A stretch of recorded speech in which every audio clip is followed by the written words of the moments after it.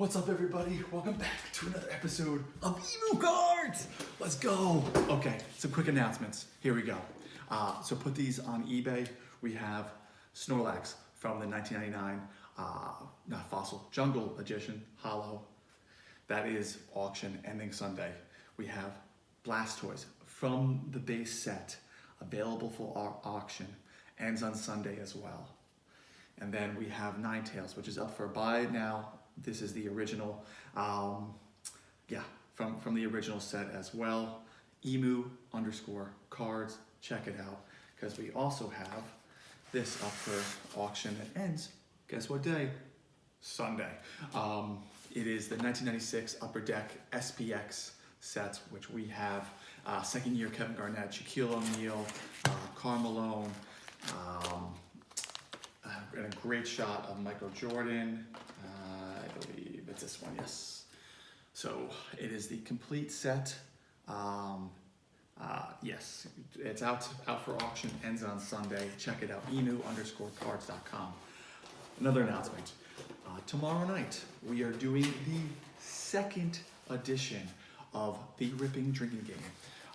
We rip cards. We are ripping a few of these. This is the Soccer Chronicles 2020-2021 Premier League edition. And I'll explain the rules, but needless to say, you're probably going to be doing some drinks. The better the hits, the more drinks, the more fun we have. Again, drink responsibly. If you're under the age of 21, maybe you should try some non-caffeinated soda. Yeah, maybe Diet Coke. You get it. All right, and there'll be Instagram post about that leading up to it, around 9:30 Eastern Standard Time. But here's what this episode's about. So we knew that Topps law went from the MLB and Topps split, and that Fanatics took over. Now it was announced today that Fanatics is also taking over the NBA and NBA-PA. Before I even found that out today, in one of my last videos, not my last video, please check it out, about how dangers of card collecting and telling my personal story. I think all for to share. Please check it out. I've gotten a lot of good feedback. Thank you to those that have watched it, liked it, reached out to me. Really appreciate the support. Please share that video. It's so important that videos like that are not out there enough. So again, please share it. But the video before that went over the Topps Muds merger collapse and how I was going to look into Fanatics. Well, what better time than Fanatics making another move? And could we potentially see another monopoly? So let's just look at the tail of tape. All this information was from The Athletic and CNBC. So really quality sources. So here we go. So Fanatics, we know that they are run by Michael Rubin, CEO, who is the co-owner of the Philadelphia 76ers and the New Jersey Devils. So here, they are currently valued at $18 billion. Jay-Z is a very current new investor. They are reporting $3.4 billion revenue in 2021 alone. Matt King, who is the ex-CEO of FanDuel, very interesting, we're gonna get on that point. But FanDuel, as we know, is with sports gambling. They have a great gambling sportsbook in the Golden Nugget Casino down in Atlantic City. But Matt King grows to fame because he was able to convince Congress on this ridiculous loophole that got him around the whole gambling being illegal at the time.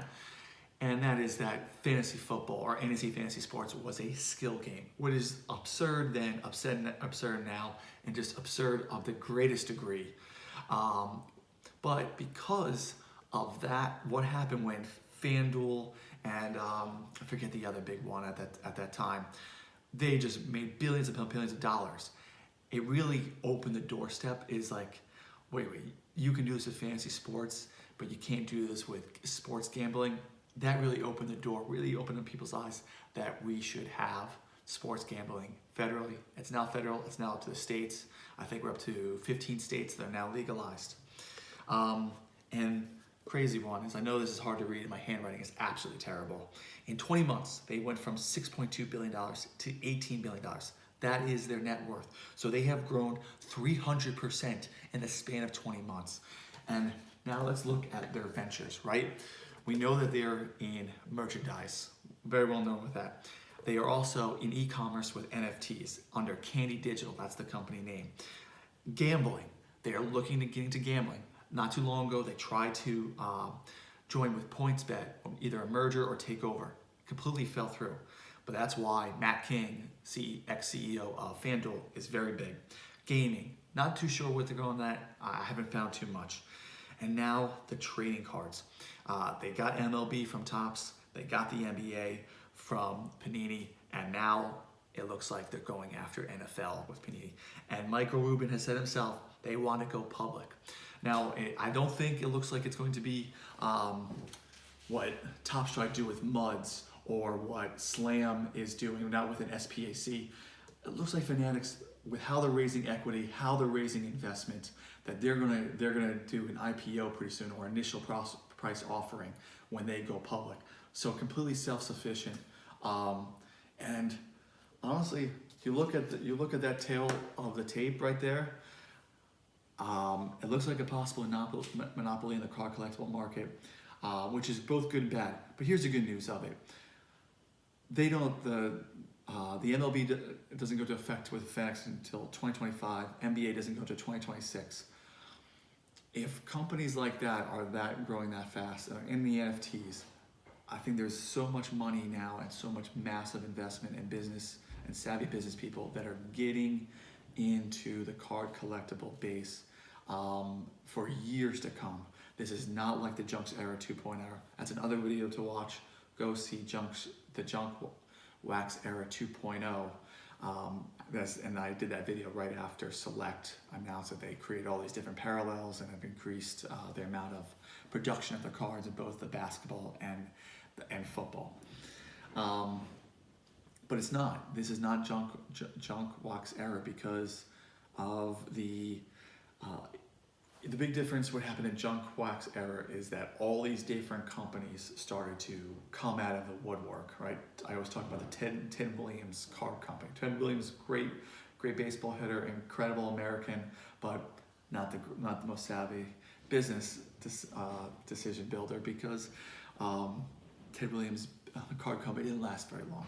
One of many examples where this is being more centralized, even with grading. Look what PSA is doing with how much they've grown, and now they've also gone into golden auctions, right?